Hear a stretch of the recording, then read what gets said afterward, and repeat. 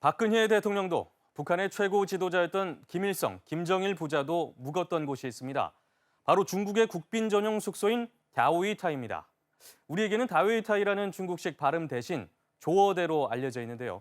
경랑의 중국 근현대사가 살아 숨쉬는 다오이타이 전체 누각을 JTBC 취재진이 국내 언론 최초로 촬영했습니다.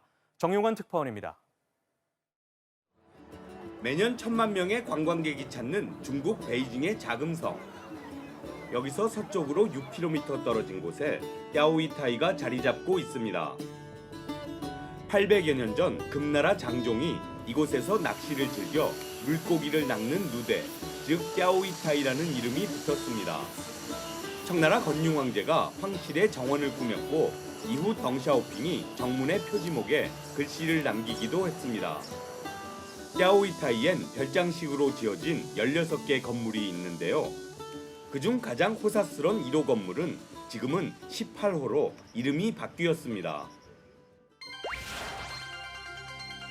지금 보이는 곳은 18호루인데요. 지난 6월 박근혜 대통령 방중 때 이곳에서 묵었고요. 사회주의 혈맹 관계였던 북한의 김일성 주석도 18호루를 애용했습니다.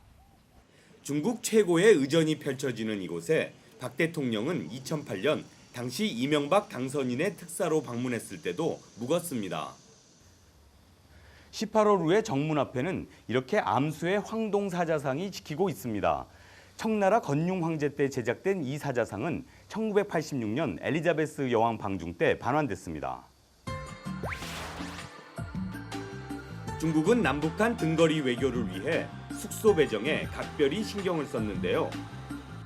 앞에 보이는 곳이 북핵 해결을 위한 6자 회담이 열렸던 17호루, 이른바 팡페이 위안입니다. 이곳에서 불과 100여 미터 떨어진 곳에 북한의 김정일 국방위원장이 머물렀던 7호루가 있습니다. 김일성 주석이 주로 18호에 묵은 반면 김정일은 8차례의 방중 기간 중 여러 별장의 짐을 풀어 대조를 이뤘습니다. 다오이타이에서는 세기의 회담도 빈번히 열렸는데요. 이곳은 12호루입니다. 1972년 미국의 닉슨 대통령과 중국의 마오쩌둥 주석이 역사적인 미중 정상회담을 했던 곳입니다. 이어서 10년 후엔 이곳에서 영국의 대처 수상과 당시 지도자였던 덩샤오핑이 홍콩 반환 협상을 시작합니다. 지금까지 다오이타이에 머물다 간 국빈은 1,200여 명. 개혁 개방 전까진 중국 지도자들의 숙소로도 활용됐는데 12호는 마오쩌둥, 4호루는 저우언라이 전 총리의 공간이었습니다. 国家领导人办公的地方吧，大家都是比较好奇的，觉得要能进去参观呢，觉得也是一个比较光荣的事儿吧。